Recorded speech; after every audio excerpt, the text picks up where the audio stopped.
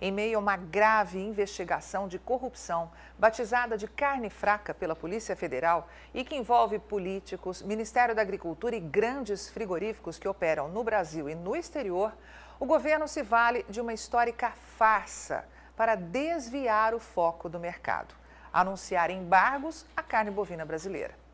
No dia 20, nesta segunda-feira, portanto, o analista-chefe da equipe de pecuária de corte da Rural Business, Júlio Brissac, participou de uma entrevista em rede nacional para o canal do Boi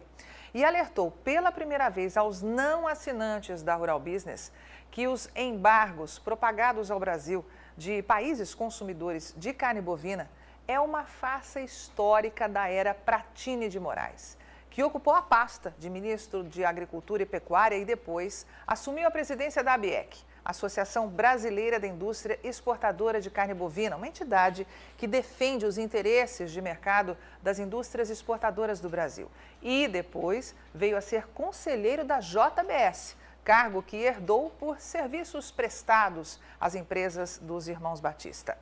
Em manobras muito bem articuladas, a ABEC, frigoríficos, políticos e governo criaram um esquema de mentiras, maquiando um cartel que há anos tenta manipular a pecuária de corte do Brasil.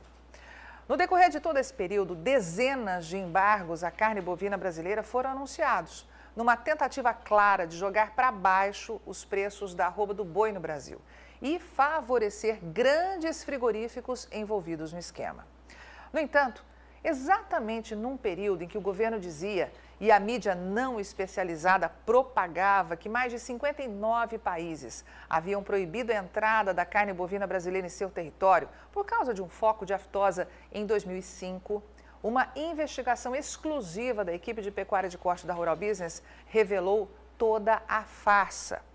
A Rural Business mostrou que naquele mesmo ano, 2005, como nos anos sequentes, os frigoríficos exportadores brasileiros triplicaram o volume de carne bovina exportada, estabelecendo novos recordes de crescimento, que, como você observa nesse gráfico, passou de 640 mil toneladas em 2002 para 1.620.000 toneladas em 2007, um aumento de 154% em apenas 6 anos. E levou junto o faturamento, que passou de 3,3 bilhões de reais em 2002 para 8,6 bilhões de reais em 2007, um crescimento de quase 158% no mesmo período. Agora, o governo e o Ministério da Agricultura estão tentando mais uma vez pegar carona na Operação Carne Fraca, usando a velha tática dos anos Pratini de Moraes para desviar o foco do maior escândalo de corrupção que o Brasil já viu, superior, inclusive, na opinião de alguns, ao da construtora Odebrecht,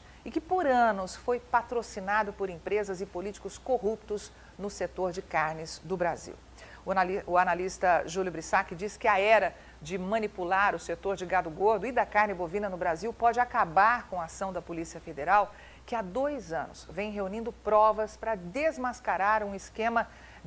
que lesa a iniciativa privada no setor frigorífico e os consumidores brasileiros de carnes. E lembra que, apesar do governo tentar desviar a atenção, publicando falsos embargos à carne bovina brasileira, mais uma vez na mídia, comprada ou inocente, se algum embargo acontecer de fato, será pontual e concentrado nas empresas desmascaradas pela Polícia Federal. O resto aí não passa de manobra política desesperada para desviar o foco de um problema muito grave, que enfatizamos, é a corrupção sistêmica no setor de carnes no Brasil, envolvendo políticos, Ministério da Agricultura e frigoríficos.